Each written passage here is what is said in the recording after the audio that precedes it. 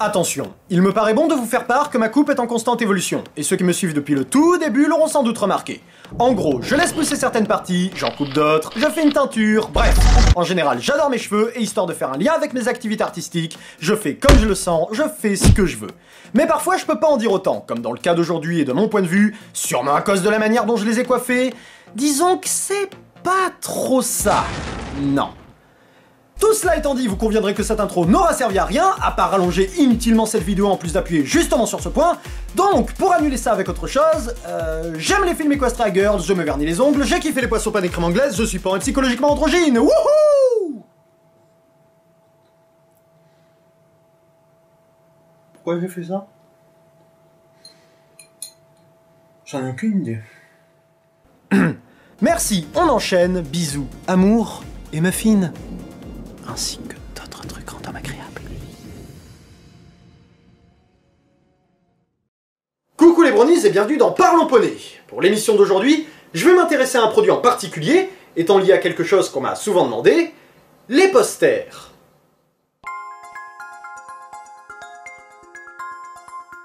À l'époque où je suis devenu fan de My Little Pony, il n'y avait pas tellement de produits qui étaient vraiment cool.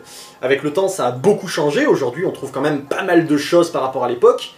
Mais en 2012, il était plutôt difficile, voire impossible, de trouver des produits qui étaient suffisants pour satisfaire l'engouement des fans, en tout cas en ce qui me concerne de quoi faire mon bonheur, puisque ça se limitait à des trucs comme des petites figurines, les jouets, voilà, ou alors les jouets à coiffer, un peu ces trucs-là avec les personnages principaux, et rien de plus.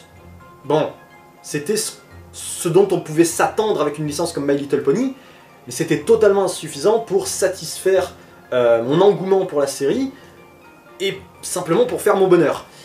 Et je me suis dit, je pense que tout le monde a déjà connu ou connaîtra ça, malheureusement, d'être très fan de quelque chose en particulier et de ne pas y trouver son bonheur dans les produits dérivés qui nous sont proposés. Alors j'entends par là les possibles choses où c'est très limité et que les produits, il y en a très peu et qui sont peut-être pas extraordinaires, de bonne qualité, ou qui sont vraiment très générales, et du coup c'est assez frustrant, mais bon, quelque part on s'en contente parce que c'est mieux que rien. Et à côté, justement, il y a ceux où il n'y a rien. Il n'y a pas de produit, il n'y a rien du tout. Et là, c'est même pas frustrant, c'est juste qu'on doit accepter le fait qu'il y ait rien parce que ben, on n'a pas le choix. Voilà, là on peut même pas se poser la question et c'est assez terrible.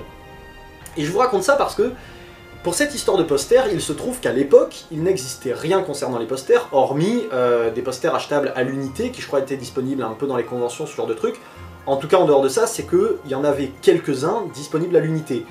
Et pour acheter un poster unique en provenance des États-Unis, je peux vous dire qu'avec la livraison, à la fin, ça vous coûte un bras pour un seul poster. Ce qui fait que c'était carrément pas possible. Et dans cette lignée d'exemples, en fait, il y en a plein. Il y en a plein qui me sont venus à l'esprit.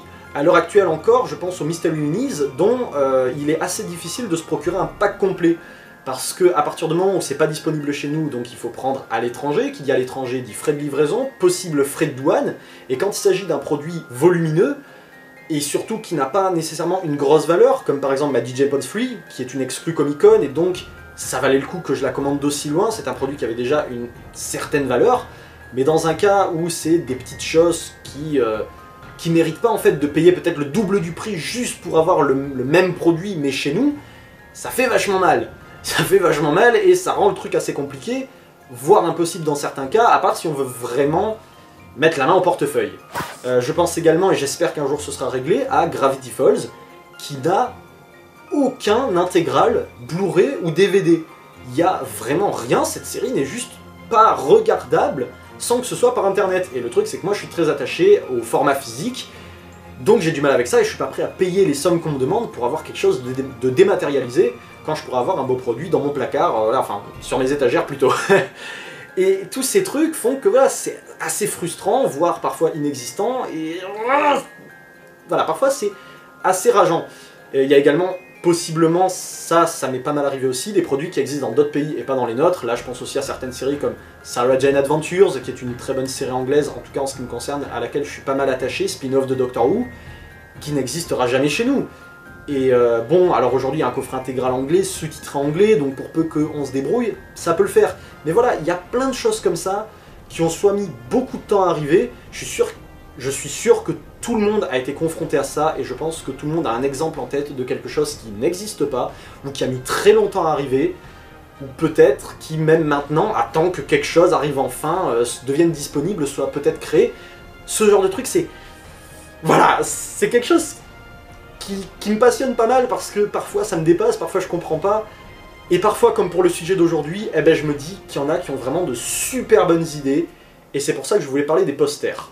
Parce que donc, il se trouve que, parmi tous les produits que vend Hasbro, ils ont eu la merveilleuse idée de rassembler plein de posters MLP, plutôt que donc de simplement les acheter éventuellement à l'unité, dans un seul bouquin si je puis dire, qui donc est celui-ci, le Collectible Poster Book. Alors, celui-ci contient 20 posters imprimés recto verso, ce qui vous fait 40 illustrations au total. Prenez note qu'il s'agit à l'heure actuelle du seul produit dans le genre, et du fait qu'il est disponible en France, donc, il vous permettra d'obtenir tout cela pour une vingtaine d'euros, soit un très bon rapport qualité-prix. Franchement, pour ce qui vous est proposé, c'est vachement bien.